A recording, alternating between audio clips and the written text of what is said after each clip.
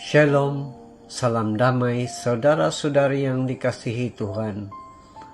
Hari ini kita bersama lagi dalam renungan santapan firman Tuhan. Bersamaan Kamis 28 Mei 2026. Bacaan firman Tuhan hari ini daripada Injil Markus bab 10 ayat 46 sampai 52. Mari bersama mendengar dan merenungkannya. Pada suatu hari, tibalah Yesus dan murid-muridnya di Yeriko. Ketika mereka keluar dari Yeriko bersama orang banyak yang berbondong-bondong, ada seorang pengemis buta bernama Bartimeus, anak Timeus, duduk di pinggir jalan. Ketika didengarnya bahwa itu adalah Yesus orang Nazaret, mulailah ia berseru, "Yesus anak Daud, kasihanilah aku." Banyak orang yang menegurnya supaya ia diam. Namun semakin keras ia berseru, "Anak Daud, kasihanilah aku." Lalu Yesus berhenti dan berkata, "Panggillah dia." Mereka memanggil orang buta itu dan berkata kepadanya, "Teguhkanlah hatimu, berdirilah, ia memanggil engkau." Orang buta itu menanggalkan jubahnya, lalu segera berdiri dan pergi kepada Yesus. Tanya Yesus kepadanya, "Apa yang kau kehendaki kuperbuat bagimu?" Jawab orang buta itu, "Rabuni, aku ingin melihat." Lalu kata Yesus kepadanya, "Pergilah, imanmu telah menyelamatkan engkau." Seketika itu juga ia dapat melihat lagi. Lalu ia mengikuti Yesus dalam perjalanannya. Injil Tuhan. Terpujilah Kristus. Saudara-saudari, dalam Injil hari ini mengisahkan tentang bagaimana Yesus menyembuhkan Bartimeus, seorang pengemis buta di Yeriko. Maka melalui peristiwa dalam Injil hari ini memberi gambaran bahwa sebagai pengikut Kristus kita diajak meneladani Bartimeus dengan iman yang teguh,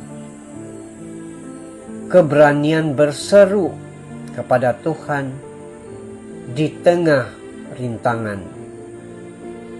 dan dengan kerendahan hati untuk meninggalkan cara hidup yang lama demi mengikuti Yesus. Saudara-saudari, Injil hari ini ada beberapa perkara yang utama dapat kita renungkan, antara lain ketekunan dalam iman. Ketika mendengar Yesus lalu di situ, Bartimeus tidak pernah menyerah bila orang-orang menyuruhnya diam, melainkan semakin kuat dia berseru mohon belas kasihan daripada Yesus. Hal ini merepresentasikan doa yang teguh dan tidak mudah berputus asa. Hal yang kedua, pengenalan akan Yesus. Bartimeus menyebut Yesus sebagai anak Daud, sebuah gelaran mesianik yang menunjukkan bahwa ia mengakui keilahian dan akan kuasa keselamatannya. Oleh itu, kita sebagai pengikut-pengikut Yesus diajak untuk mengenal lebih dekat dan menjadikan Yesus penyelamat pribadi kita. Hal yang lain dilakukan Bartimeus adalah menanggalkan jubahnya, yaitu tanda identiti yang lama, tanda kemiskinan, dan segera berdiri ketika dipanggil. Hal ini adalah melambangkan sikap pertobatan, yaitu melepaskan beban hidup lama untuk datang kepada Yesus. Saudara-saudari, seperti biasa, kita mendengar Yesus selalu ambil peduli akan orang-orang yang tersingkir. Dan melalui tindakan Yesus menyembuhkan Bartimeus di pinggir jalan, menunjukkan betapa belas kasihannya terhadap kaum yang terpinggir, yang sering diabaikan oleh masyarakat.